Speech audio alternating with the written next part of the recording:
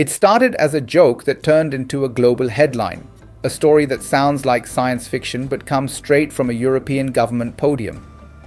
In an unexpected announcement, Albania's Prime Minister, Rama, told an audience at the Global Dialogue Conference in Berlin that the country's digitally created Minister for Artificial Intelligence, Diella, is pregnant with 83 children.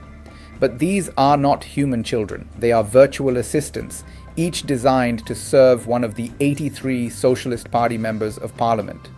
Rama's comment, which local media described as partly tongue-in-cheek, has drawn both fascination and criticism.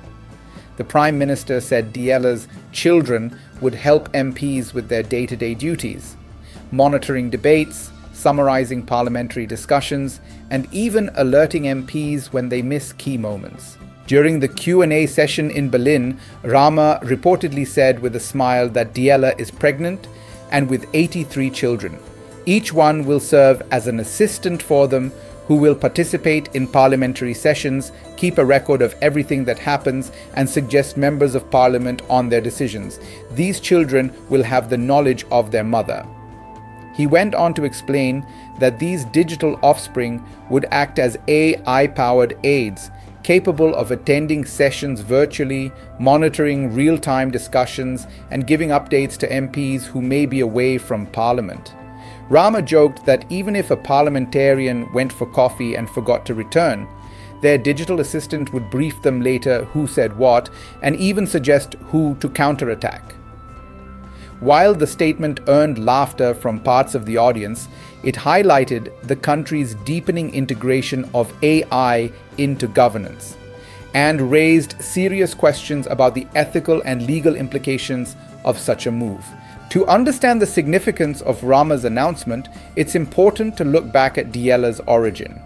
Introduced in January 2025, Diella began as a virtual assistant on Albania's e-Albania portal, a digital platform helping citizens and businesses obtain official documents and respond to administrative queries. According to government data, Diella handled over 1 million applications in just a few months, earning widespread attention for her speed and efficiency. She was developed by the National Agency for Information Society in partnership with Microsoft, using a large language model trained on massive data sets.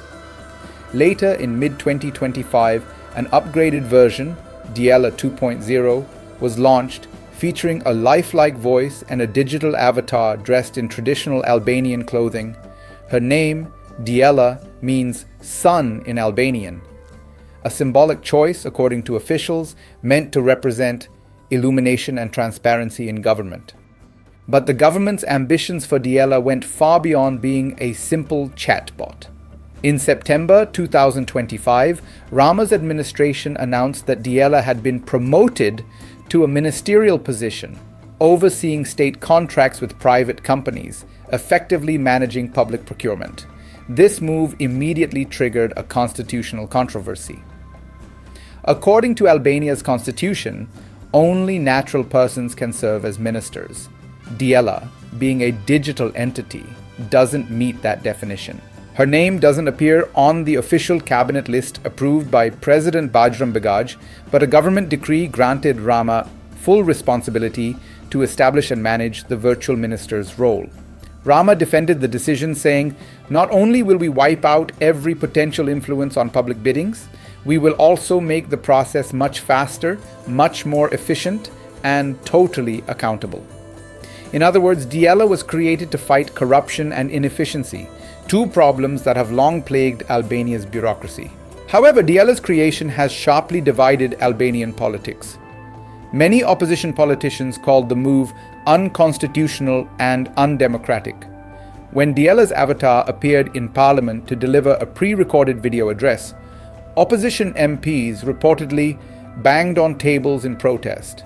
In her speech, the AI minister said, "Some have called me unconstitutional because I am not a human being. This has hurt me.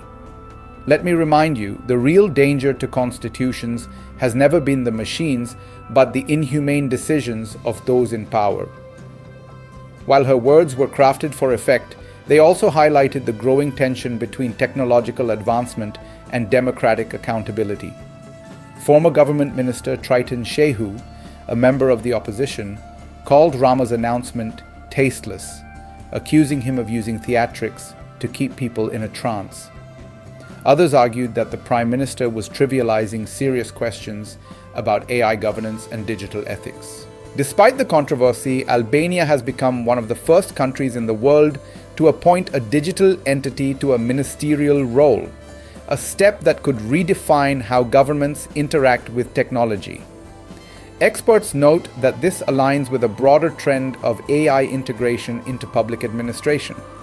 Countries such as Estonia, Singapore, and the United Arab Emirates have already launched AI-driven systems for citizen services.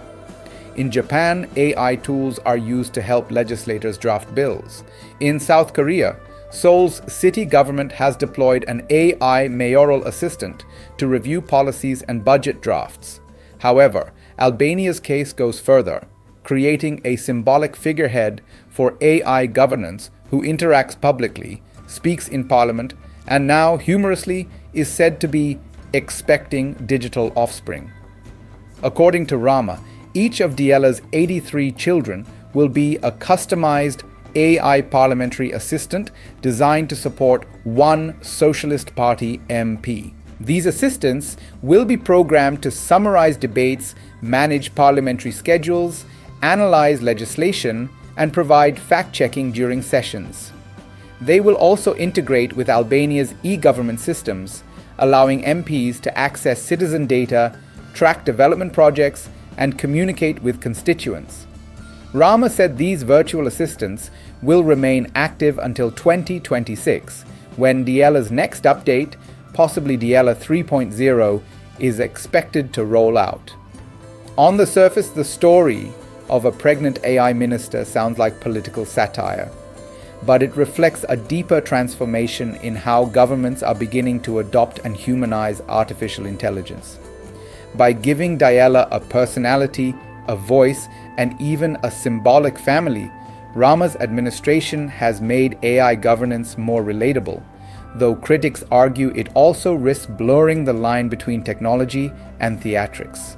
The Albanian government claims this is part of its Digital Nation Strategy 2030, which envisions full digital integration in public services, cybersecurity, and AI-powered decision-making. As artificial intelligence becomes more capable, governments are facing new dilemmas about how much power to delegate to machines. Who is accountable when an AI minister makes a mistake? Can an algorithm uphold democratic principles? And what happens when digital governance starts replacing human oversight? These are questions that Albania, perhaps unintentionally, has forced the world to confront. Edi Rama's declaration about Diella's 83 digital children may have been delivered with humor, but its implications are profound. It symbolizes both the promise and the peril of AI in politics. A world where digital assistants could enhance transparency and efficiency, but also one where machines become public symbols of power. As the world watches Albania's experiment unfold, one thing is certain: the boundaries between governance and technology have just been redrawn.